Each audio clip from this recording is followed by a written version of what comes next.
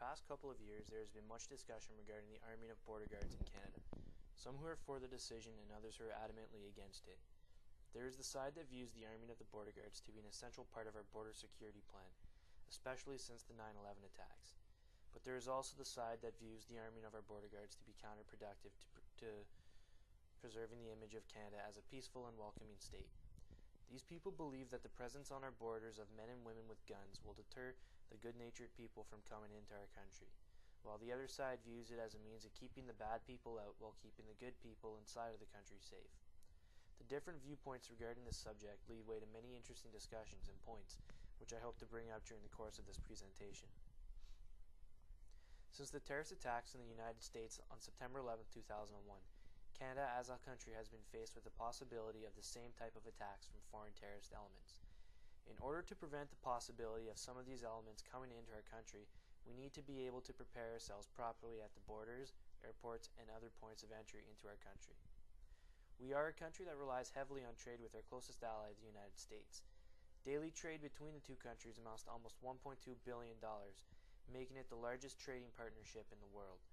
Because we are so reliant on keeping trade with the United States open, we cannot shut ourselves off to the outside world. We need to find ways to protect our country while at the same time keep it open for business. There is, after all, a happy medium where we can keep our borders open to trade, visitors, and immigration, while at the same time keeping the bad guys out. This is where the Canada Border Services Agency comes into play. It is a recently new department only being established in 2003 when they amalgamated the Canada Customs and Revenue Agency with personnel from the Department of Citizenship and Immigration as well as the Canadian Food Inspection Agency. Having all of these agencies working together now under one roof makes dealing with issues at the border much more tolerable. Since the inception of CBSA, the role of the border guard in Canada has changed dramatically. They have eliminated the use of single-person border crossings and have also started training their officers in the proper handling and use of firearms, each of which were done to increase safety to the officers themselves. Personal safety is paramount to any other concerns the officers may have, and this is evident with the situation that happened on September 25, 2006, when border guards were forced to evacuate their posts after receiving word of an armed and dangerous felon trying to enter Canada from the United States at the border crossing in Blaine, Washington. As embarrassing of a situation this may have been to the CBSA, you can't blame them.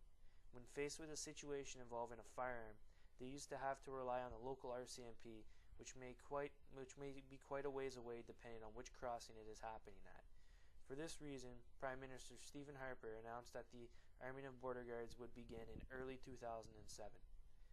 As of now, if you go to one of the border crossings, you will most likely see some of the officers already armed, although it will take a little more time before all of them can be properly trained and issued firearms. There are many people inside of Canada that are against the arming of border guards.